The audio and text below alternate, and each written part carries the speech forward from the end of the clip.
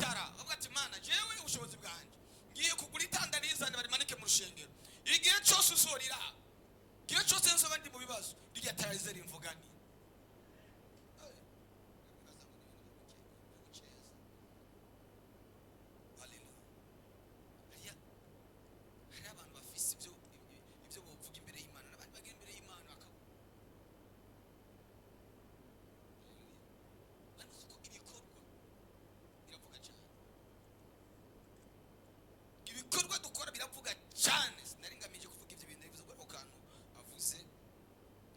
cyatumye Imana inkorera mariage ibikorwa nayikoreye ibikorwa narakoreye Imana byari ibikorwa narakoreye Imana mu misi yanje kuba mfise imyaka 16 nakoze mariage mfise imyaka 33 natangiye gukorera Imana mfise imyaka 16 15 gutyo ndakorera Imana atayindi nyungu ndarubusagira gute ndakorera Imana nza gukora mariage mfise imyaka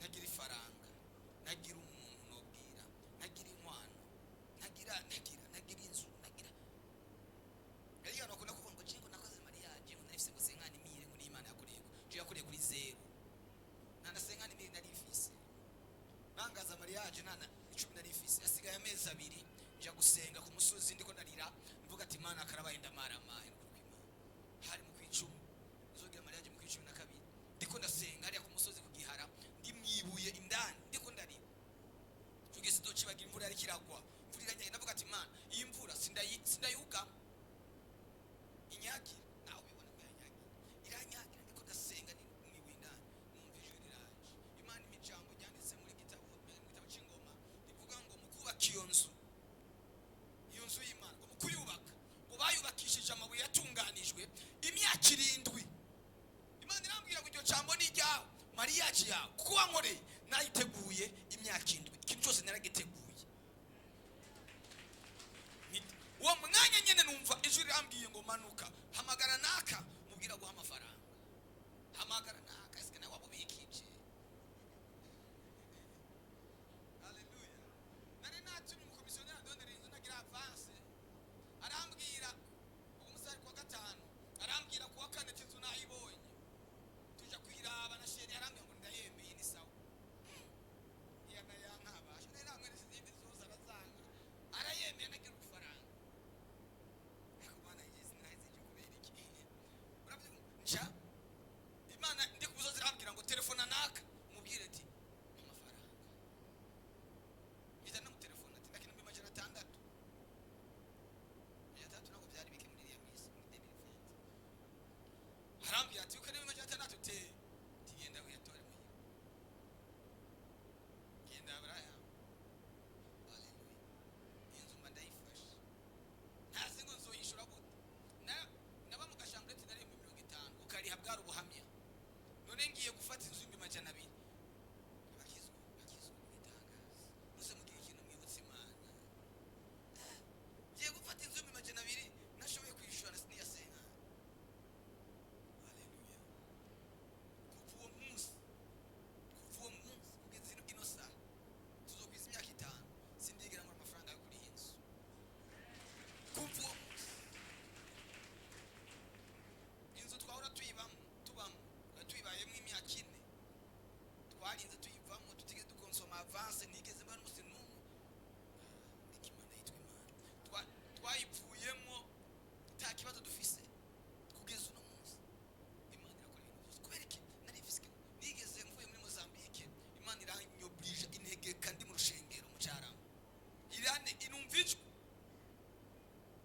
irambwira ngo fata amakostime yose wazanye n'ibirato byose wazanye bitanga aho nari mejeje nari mvuye muri Mozambique nari cyenja gucuruza najya kwa Sigo kuranguza ibirato nahomvye amafaranga yose mu kwezi kumwe amafaranga yose nazanye mu kwezi kumwe yose carahomba ku munsi nahomba nk'ibihumbi majana 5 majana 4 urabona uruhombo arigiye uhomba kibaza ibintu cyera urumva nabuze ati Mana yari mamagati ibintu umuriro ati ariko ifuka tugira ubwenge none nzokorera Imana najya reka muri akantu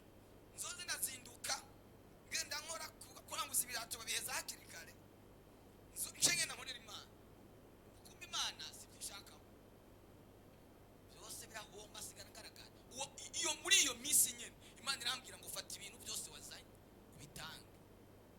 Nagiye ari mu maduka mu amakositime meza, navuga ati anduka nzomara nk'umwaka cyangwa imyaka 2 nafise ikibazo cyo kwambara. Imana irambwira ngo fata byose ndabitanga byose, ndabihejeje kubitanga. Nasigaje agakositime kamwe agisa medio munsi, ageze kuwa Mungu numva numvise ikintu mutima atariko nawe usugira ubwenge usigaza agakoti kamwe. Hageze kuwa Mungu bongera kandi gutangisha, bakizwa no dukunda gutangisha gutangisha kuri akaba. Haleluya. Nangi hageze kuwa Mungu ijwi rirambye ati kona kugitanga amakositime yose ijya wayisigiye iki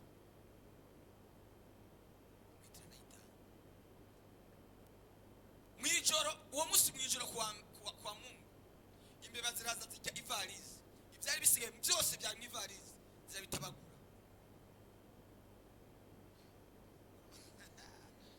Zirabitabagura sigara ntagira ikintu na kimwe.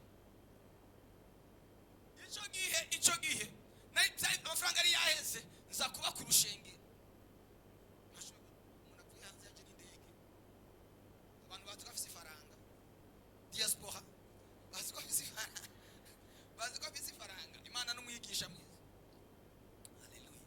Nza kuba ku rushengero, apana no mu nzu imeze neza, muri bya bihomoke ajya ku rushengero. Murebo nayo twasengera kwijana ibihomoke by'inyuma, nkaje bihomoke by'inyuma. Aho ndi muri fiançailles birashusha, shiriye nje kunyakira ku kibuga cy'indege n'ishuka. Abantu bazi ko afise ifaranga, bisanze mu mukungugu kwa kundi kwayo. Ibyo byose biragenda muri iyo minsi. Impuzu zose zari zisigaye ibyari mu ivalizi, imbeba zirabika. Sheri niwe agiye kungurira impuzu, madame wanjye ajya kungurira agapantaro.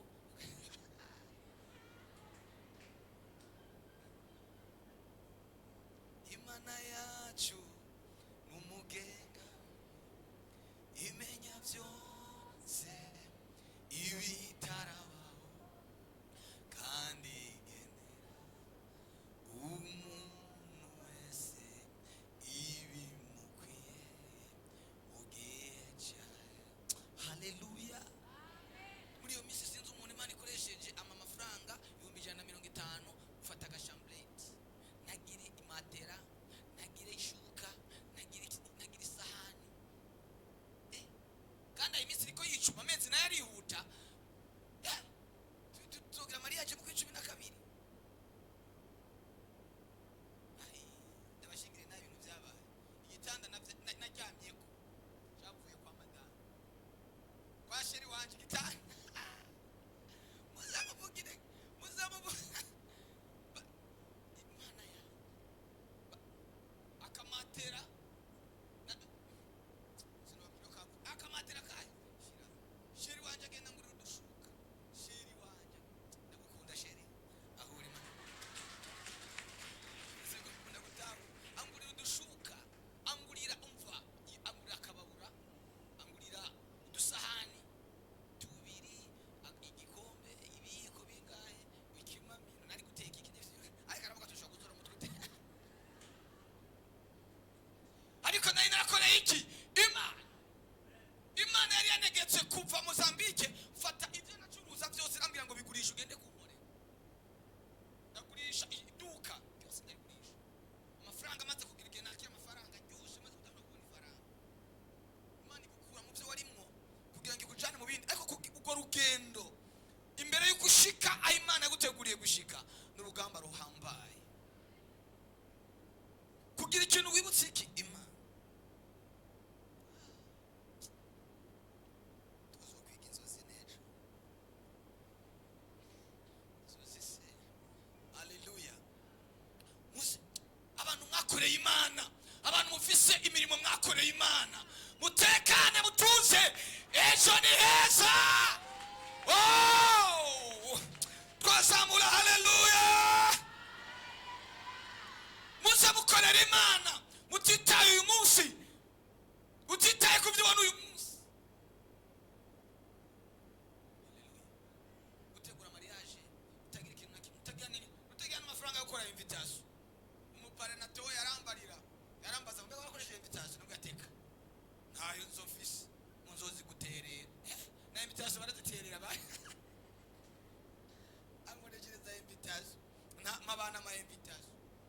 batwerekana mu rushengero, batwerekanye mu rushengero twatuberewe, ariko nari mu bugaragwa mwe utagira izina. Imana irazi gupfuka abantu ba namwe, Imana ibapfuke mu izina ry'Yesu ibihe muri ko muracamo, Imana ibagegeze mu bihe muri ko muracamo. Vuga amina.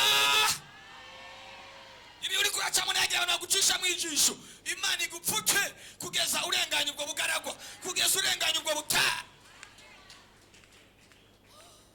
Nangura nshiraho komite, abantu batangura kuba ifaranga sasa. None umumama araje, ariko haje madamuvuze mwize naho ruri yizi Imana igumugisha. Arambwira ngo aka kadorari 50 nari narakabitsa ahantu, ati Imana yambugije amahoro, ati kubuze cyane sana, ntabwo akuvunjisha amadorari. Je naterewe amadorari n'abarundi nuko kw'Imana. Arabati ngaka kadorari n'umuntu yakampaye, ariko ngo narakabitsa, ariko Imana yambugije amahoro. Igihe cyageze Imana ibuza amahoro abantu, bantu batangwa kunterera, batangwa kunterera. Hasigaye nabwiye nagira intebe, nagira iki, yo hasigaye nk'amezi mu kwezi. Numva umuntu arampamagaye ngo siko ngo numva ngo twafashe programme ngo y'igihutihuti yo kwimuka ngo tuje mu Bugande, ngo izi ntebe wozinguri. Adamubaza tangaye, arambwira ngo mu miliyoni tekati yemise 300, ati yazane basi 300 ne narinda yafise se ayo narinda yafise.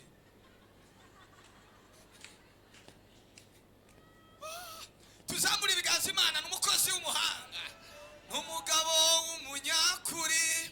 Ibiya iyo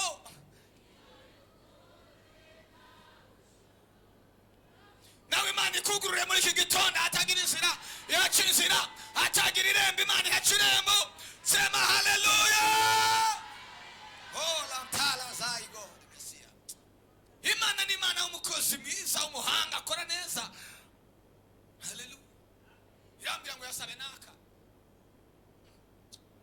ariko bashi mubiki ahita yamba intebe nyana zizana intebe irafata abantu ikabimura ku ngufu. Ega yarabimuye abo bantu bajana mu Bugande kubera cewe kugira ibima abandi bakiriya bose buca bagenda bakati intebe tuzigire gute. Haleluya. Uyo mu mama tuma beriye bamwe baramuza muri Canada, aramubwira ati ndonderera umuntu cyo gihe yakiri ngo ndonderera umuntu yongurira izi ntebe, aca yibuka ko mfise ubukwe ati none naka nawo mugurira za ntebe, ati mubwire ndazira tuja kuzira. Haleluya. Intebe woguze mu 1,500,000 azaguze 1,500,000. Ibintu biba biraciye n'abati intebe ko zibonetse rero itangaza kirabaye, kitangaza kirabaye. Aho sinagira igitanda, sinagira imatera, amezi nari karirukanga. Reka nababwire Imana izikora ku munota wa nyuma, Imana izikora iyo oh ariko Yesu ni mwiza.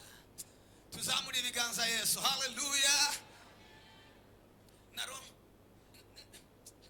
nenda kumufundi ngati nkorera akabati, yero mufunda by'iwacu rwete nkorera akabati uviza amahera teka n'amahera ndamuhase nkani mimi nagaruka nkamuhave undi muze nkamuhacu akabati baragahejeje mu bibetangaza umusiko byapfuye bona Maria kirabaye irarangiye, abayibonye yari iryoshe yari isa neza, ntabwo yari y'impfuvyi itagira se itagira nyina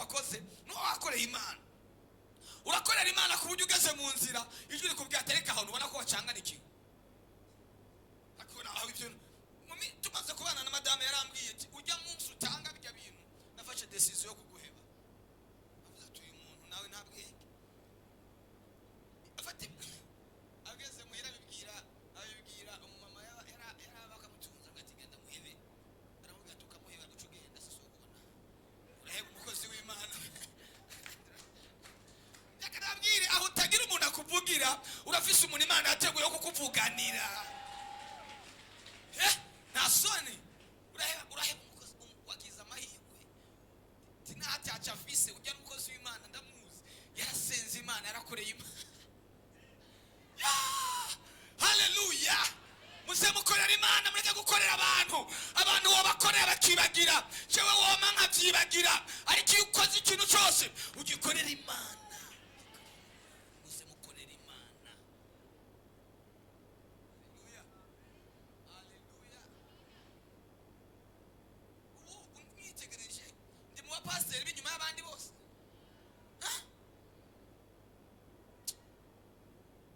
Ndasuzuguritse ku buryo gukorera Imana ni byiza. Kandi batera gakuru iminota yaheze iminota 5 twagiye hirya y'ejo kuri Anterema Ibururi gukorera ndabwire inyungu yo kuba umukozi w'Imana.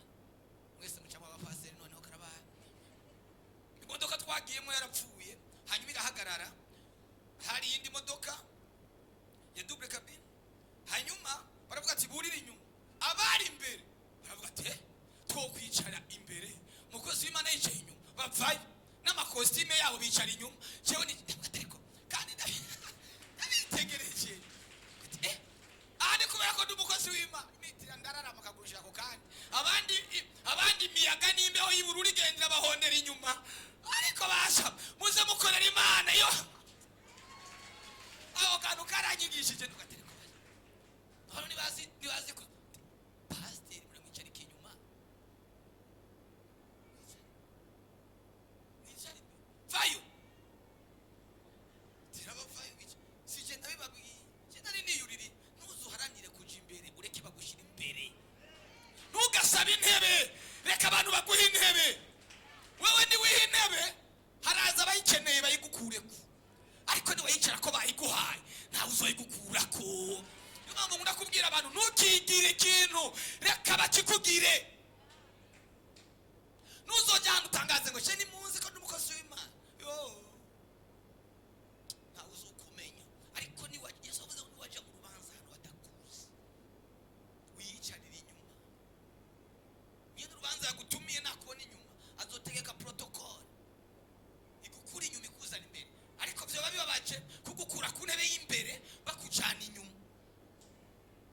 Haleluya. Mwari muzi ko hari abantu bishize mu bibanza, bishize mu pasiteri, bishize mu bikorwa runaka, babishizweyo n'impamvu runaka, ariko nushirwa mu gikorwa n'amavuta, ugashirwa mu gikorwa n'igihe cyawe, nawe uzokigukuramo. Mukishire mu bindi igihe cy'Imana. Ngo babarike sana. Naribuze ngo Imana ibahezagire. Imana ni Imana yibishe, ni Imana yumvira abantu bayikoreye. Haleluya. Reka dusenge. Reka nsoma umurongo cyo gusenga naco kumwana ko nahababwiye. Gideyoni aja gutata abamidiyani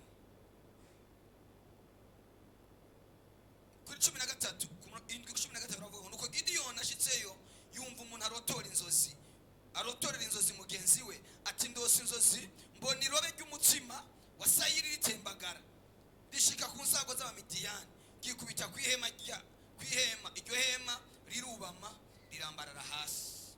Mugenzi we aramwishura ati nta kundi, iyo ni inkota ya Gideyoni mwene Yowasi w'Umwisirayeli. Imana yagabuye abamidiyani n'ingabo zose mu maboko yabo. Haleluya. Iyo ni inkota y'Uhoraho na Gideyoni yarose inzozi zifise ubusobanuro. Muze muruta umva umumidiyani ubwiwe yiroteye indoto, azirotoreye mugenzi we, aramubwira ngo nta kuntu turapfuye. Iyo ni inkota y'Uwiteka.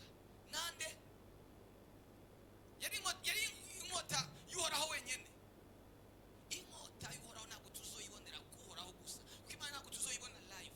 Imana tuzoyibonera mwe, inkota y'Imana tuzoyibonera iwawe. Inkota y'Uhoraho izoja mu biganza vyawe, hanyuma abantu bavuge ngo Uhoraho yatsinze, atsindanye na naka, tsindanye nawe. Nzoja mu miziri jambo ejo. Reka dusenge Imana. Haleluya.